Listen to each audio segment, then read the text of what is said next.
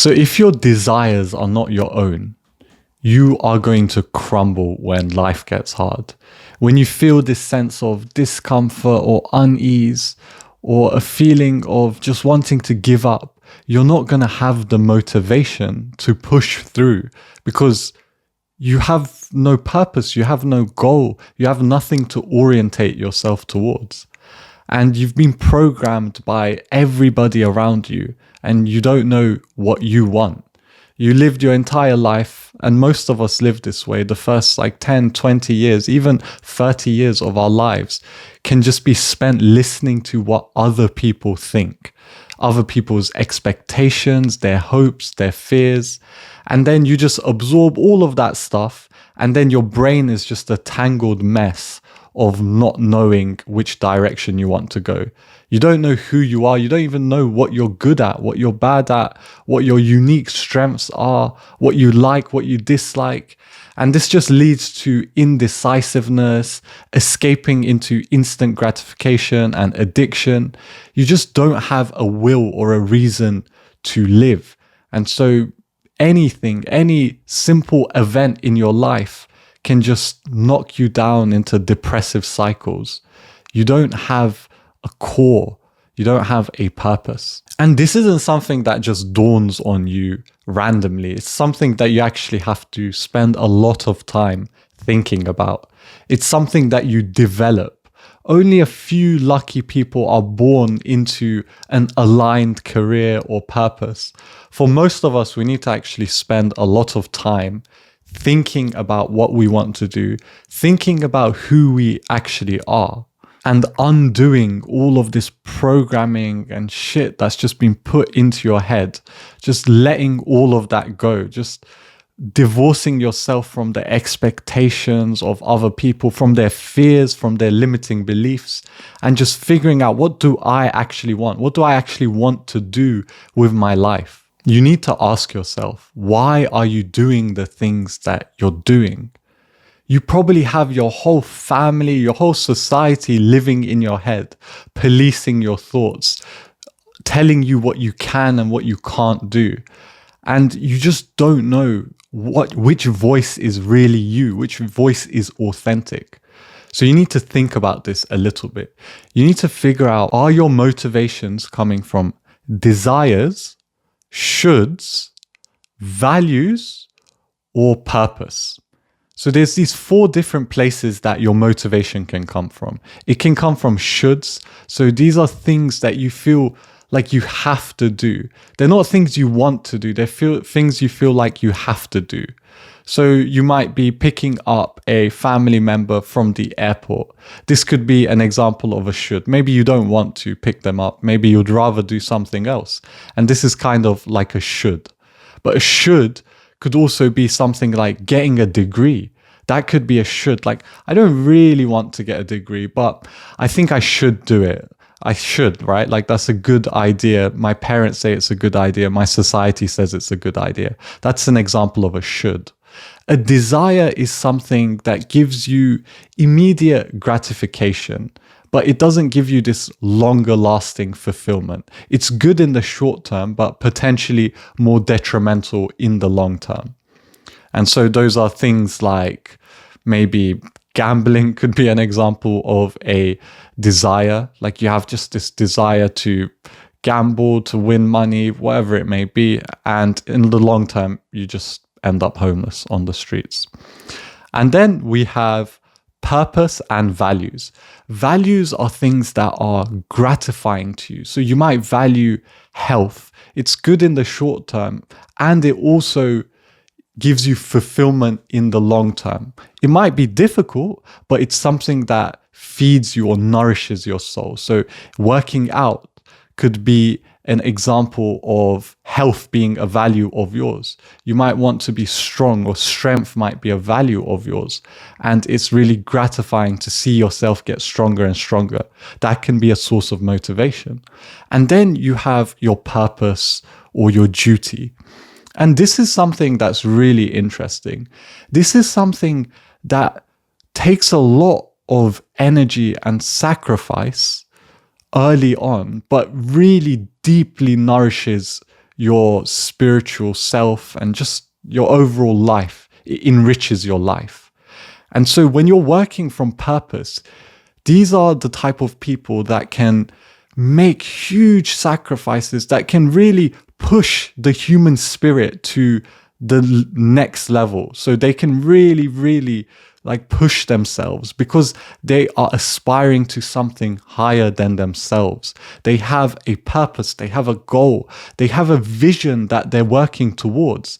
And so this will bring out the most in a person. This will allow you to live the most deep and enriching life that you can live when you're aspiring to work towards a purpose. So you have to ask yourself, where are your motivations coming from? Which of these things drives you more? Is it shoulds? Is it desires? Is it purpose? Is it values? And it's going to be a percentage mix of all of these things for the different goals that you have in your life. Like you can maybe want to work out because you value health and strength, but it can also be a desire of wanting to receive validation from other people. And so it can be a bit of both, and that's completely okay. But the point is, if it's coming more from shoulds and desires predominantly, then you are going to fall into escapism. Your motivation is going to be inconsistent. You're never going to be able to push through and feel like life is worth living if you're just purely operating from desires and shoulds. You have to keep asking yourself, why am I doing these things? You need to think about this. You can't just sit there passively and just float on by in life and hope things fall into place. You have to actually think about what you want to do with your life. This is the most important question that you can have. What do you want to do? What are your unique strengths? What are you good at? How can you contribute to society in a way that fulfills you? Are you waking up excited to work? Do you even think that's possible? Or are you waiting for something to happen? Are you waiting to move out of your house, to finish university, to buy a home until you start living your life? Are you just coasting along until something happens that triggers you to introspect? You can't wait around. This is a fundamental trap. Like, it's such an important trap that 99% of people fall into, and that's waiting to live your life. You can only make the decision right now to live your life. You can't make it yesterday. You can't make it tomorrow. You can only decide right this second whether you want to start living a life that's more purposeful. And until you do this, you will be a slave to other people's expectations. You're like this permeable barrier, and everything that people around you just project onto you, you just absorb it into yourself. When you don't have your core values aligned, you are just going to get swept away by everyone and everything in your life. Someone might project their fears onto you. You're just going to eat that up. They might project their dreams. You're going to eat that up as well and start going in a different direction. You're never going to have some sort of structure, stability, conviction, or decisiveness when you don't know what you want to do, when you don't understand yourself. There's going to be some of you that aren't even able to dream. You've been programmed so heavily that these limiting beliefs have embedded themselves into what you consider your identity. And so when you try to dream big, when you try to think of what you want to do, you get these opposing thoughts that just jump in and say, no, you can't do that. That's not going to work for you. It polices you. These programs that you've taken on board unknowingly, unconsciously, it's not your fault. It's just maybe the environment around you had these ideas. And so as when you were unconscious, when you were younger, you just ate this stuff up. And so now when you go to think about something big or something that you really want to do, your mind just pops in, a thought comes in saying that you can't do that. Like, that's not for people like you. That's unrealistic. There's no way you could make this work. That's not going to make you money. How are you going to survive? All of these limiting beliefs are going to come into your mind and then shut down your ability to even dream of having a more fulfilling, a more purposeful life. And so you need to notice these beliefs and realize that they're absolutely bullshit. There is no such thing. There's literally no such thing as a real limiting belief, a justification of why you can't follow your dreams or chase your passion. Every single thing is a faulty rationalization. I promise you this. You might be saying, no, but I have this situation here, or I need to do this. I promise you, none of those things are an accurate representation of reality.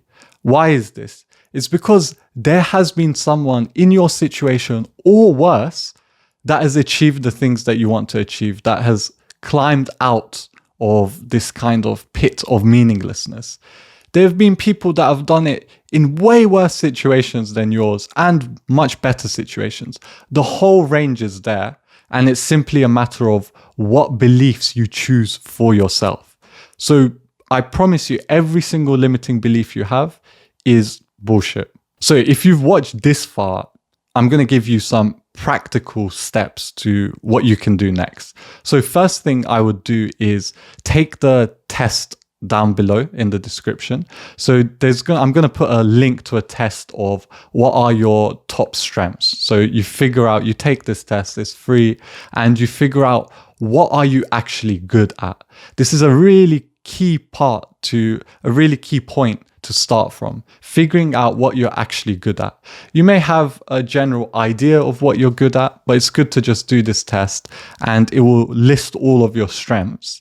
And you can move around this list. You don't have to take it at face value. Just look at the top 5 strengths and see, what am I actually good at? What is my unique skill here?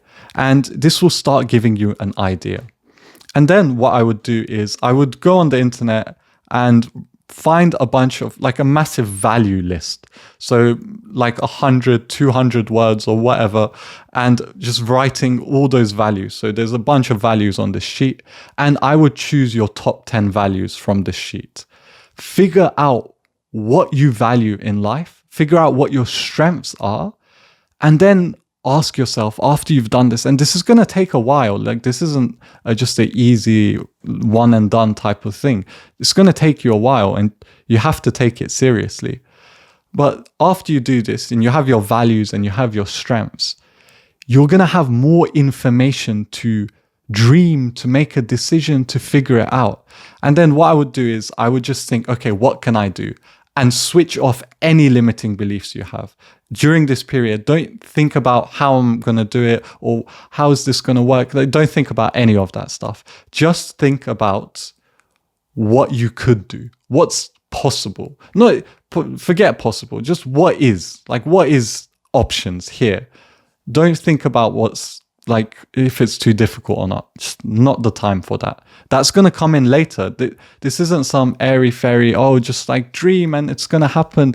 No, there's going to be very practical steps you need to take, but that comes later, especially if you have limiting beliefs and you've been programmed in a way where you can't dream. You need to let yourself dream. You need to feel safe in your imagination. If you want help finding your life purpose or want to join a community of like-minded people, check out the links in the description.